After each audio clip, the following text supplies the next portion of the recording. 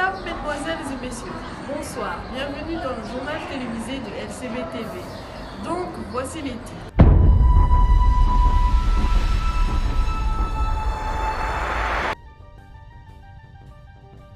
Comment vivre en harmonie au LCB malgré les multiples nationalités? Bonjour. Alors, je voudrais te poser une question. Que penses-tu du vivre ensemble au LCB? Moi, franchement, je pense que c'est une bonne école niveau vivre ensemble, car je suis venue l'année dernière et je ne connaissais personne et j'ai réussi à m'intégrer. Niveau pédagogie et cadre, je me sens très bien. Ok. C'est bien, vous savez, par exemple, moi, quand je suis arrivé il y a 2 ans, je me suis intégré, les gens ils sont sympas, il n'y a pas trop de problèmes, les gens ils vivent bien, je suis beaucoup d'amis, et voilà, je pense que c'est une bonne école de vivre ensemble. Je crois que malgré les différentes nationalités, on se trouve bien ensemble et on joue ensemble et on travaille ensemble. C'est bien, on est tous amis, on se porte tous bien. Malgré toutes les différentes nationalités, on va tous bien ensemble et voilà, j'aime bien. Ok, merci. De rien.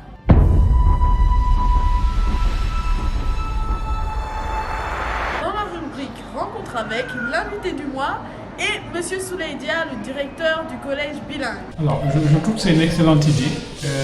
Je parlais tout à l'heure justement de savoir et de savoir-faire qu'on inculque à nos élèves. Justement, ce journal en fait partie parce que ça sort un peu du cadre strictement scolaire où vous allez apprendre des disciplines, mais là, vous allez développer des compétences. Là, tu es en train de m'interviewer, donc tu développes des compétences en communication, en aisance. Et je disais, c'est une bonne chose. Vous allez être au courant de ce qui se passe dans votre environnement proche, dans votre environnement un peu plus éloigné. Et vous allez partager ces informations avec vos camarades. Donc vous allez joindre l'utile à l'agréable parce que vous allez être des personnes informées. Et vous allez être aussi des informateurs. Donc ce que vous aurez collecté comme information, vous aurez à le partager. Donc vous développez des capacités en expression orale, mais aussi en expression écrite, parce que j'imagine que ce journal aura aussi un volet écrit. Donc vous allez traverser toute cette chaîne-là qui permet de collecter des informations, d'ailleurs de les trier parce que vous aurez toutes sortes d'informations. Et toutes ces informations ne sont pas à diffuser ou elles ne sont pas toutes utiles. Donc de tout ce que vous aurez reçu comme information, il faudra que vous en preniez ce qui est utile, ce qui aide à faire avancer votre communauté. Donc vous faites un travail à ce niveau-là. Il faudra que vous rédigiez. Donc vous développez vos qualités en expression écrite. Il faudra que vous présentiez. Donc vous développez aussi vos qualités en expression orale. Mais vous développez votre curiosité intellectuelle. Parce que vous allez vers l'information, vous allez vers vos professeurs, vous allez vers vos camarades, vous allez autour de votre établissement pour savoir ce qui se passe et venir le partager. Donc c'est une très bonne chose. Et je félicite que ce soit vous, des élèves de 6e, qui portez ce projet-là à si jeune âge. Ça veut dire que c'est bien parti. La valeur de l'homme n'attend pas l'âge, donc cet adage s'applique à vous. Et je vous encourage, je vous félicite et vous pouvez compter sur mon soutien total pour que ce projet soit un succès. Le travail de directeur est-il difficile? Alors, je ne vais pas dire que c'est un travail facile. Bon, le fait que ce soit une vocation déjà, ça le rend quand même gérable. Mais c'est beaucoup de choses à faire, c'est beaucoup de tâches à coordonner, c'est beaucoup de supervision. Vous savez, quand on te confie des enfants pour les former, pour contribuer à façonner leur avenir, c'est quand même une lourde responsabilité. Donc le fait que des parents te fassent confiance et fassent confiance à ton établissement, c'est déjà une charge. Maintenant, le fait aussi de devoir coordonner le travail de tous les professeurs, de tous les intervenants de l'école, pour que les élèves qui sont là puissent recevoir une éducation de qualité qui leur permette d'être compétitifs tout simplement dans leur vie. C'est un travail prenant, mais c'est un travail passionnant. Ça fait plaisir de voir des élèves gravir tous les échelons de la 6e à la terminale. Certains aujourd'hui ont leur master 2, c'est-à-dire ils ont terminé un peu sur les études pour intégrer le marché du travail. C'est quelque chose qui rend le travail beaucoup plus facile. Mais voilà, ça nécessite d'être disponible, d'être présent, d'être réactif et de répondre aux sollicitations, que ce soit des élèves, du personnel, des parents. en apportant des solutions aux problèmes qu'ils peuvent être amenés à rencontrer. Mais globalement, ça va, ça se passe bien. J'aime ce que je fais dans le collège. Ça facilite la tâche. Depuis quand depuis quand êtes-vous à cette école? Depuis quand suis-je dans cette école? Bon, j'ai déjà anticipé cette question, je ne savais pas que tu allais la poser. Je suis dans cette école depuis l'année scolaire 2009-2010. Donc, comme je l'ai dit, 11 ans, on est 2020-2021, depuis 11 ans maintenant.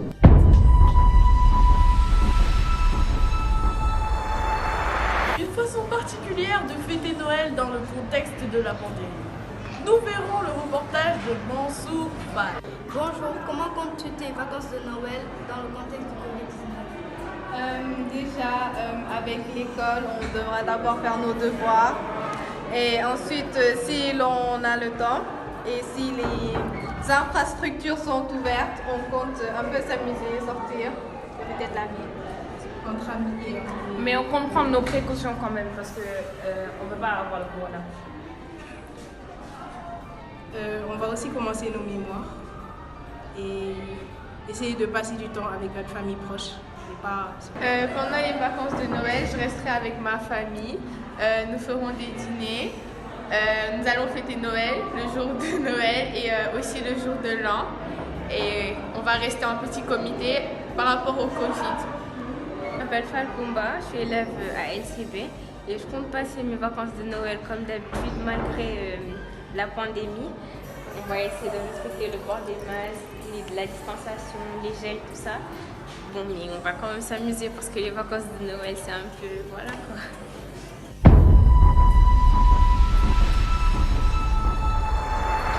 Avec le CPE du collège, nous verrons les élèves modèles du trimestre. Et quels sont les critères? Comment vous avez fait pour choisir les élèves modèles? Alors, il faut comprendre que les élèves modèles, ce sont des critères. Donc, ce n'est pas un choix délibéré parce que M. Ndour apprécie tel ou tel élève, mais il y a des critères. Parmi ces critères, bien évidemment, on peut citer les critères académiques, c'est-à-dire les résultats du premier trimestre. Deuxièmement, il y a ce qu'on appelle les critères d'intégration au niveau de la classe et en dehors de la classe. Pourquoi? Parce que l'élève, il n'est pas là seulement pour faire des résultats. Il vit dans une communauté. Et comme il vit dans une communauté, il doit apporter sa contribution dans la communauté. C'est ça qu'on appelle l'intégration. Il y a aussi les critères d'assiduité et de ponctualité. Il y a des élèves qui ils ont beau avoir des facs, ils sont tout le temps en retard, ils s'absentent beaucoup. Donc c'est important aussi que l'on prenne en considération ces critères de ponctualité, évidemment, et de présence de l'élève. Il y a également d'autres critères tels que le respect du port de l'uniforme. Il y a des élèves, vous allez les voir, c'est des élèves qui ont de bons résultats, mais ils violent le règlement intérieur parce qu'ils ne sont jamais, ou en tout cas le plus souvent, pas en tenue conforme, c'est-à-dire le respect du règlement intérieur en ce qui concerne l'uniforme. Il y a également ce qu'on appelle le vivre ensemble. Tout ne se passe pas seulement dans la classe, il y a les récréations, il y a les heures de pause, et il y a les activités qui se passent pendant l'année scolaire, des conférences, etc. Et l'élève doit montrer comment il développe son vivre ensemble avec les autres en participant pleinement aux activités.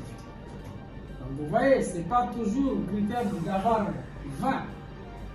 Donc tout cela concourt à dire tel élève peut être élève modèle. Dernier point, critère très important, c'est que l'élève doit conserver ses 50 points depuis le début de l'année. Pour le permis à points, chaque élève a 50 points. Si l'élève viole le règlement intérieur, il peut perdre ses points. Par exemple, il s'est bagarré, Par exemple, il a manqué de respect au professeur. Par exemple, il a eu des attitudes incorrectes envers ses camarades ou envers des adultes qui travaillent dans le CV.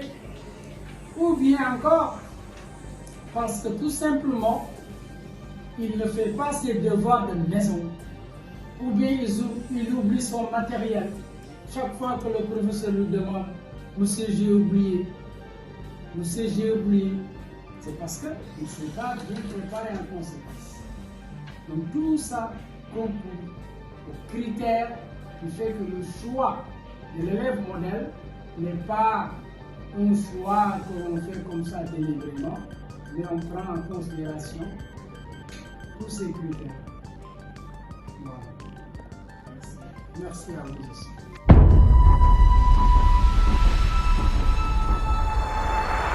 L'UNESCO a choisi notre école comme école verte. Ceci est une réalité au collège bilingue. Khadija Tour y reviendra avec nous dans son reportage. Bonjour, je vais vous présenter le micro-jardin de LCB. Alors oui, les élèves sont bien intéressés et bien impliqués dans le micro-jardinage parce qu'ils viennent aux heures de pause pour arroser, désherber et même s'enquérir du micro-jardin. Donc ils sont bien impliqués et c'est toutes les classes, de la 6e à la 3e. Bien que c'est le collège qui est beaucoup plus attaché parce qu'ils ont beaucoup plus de livres. Donc ils sont vraiment, ils adhèrent au projet du micro-jardin.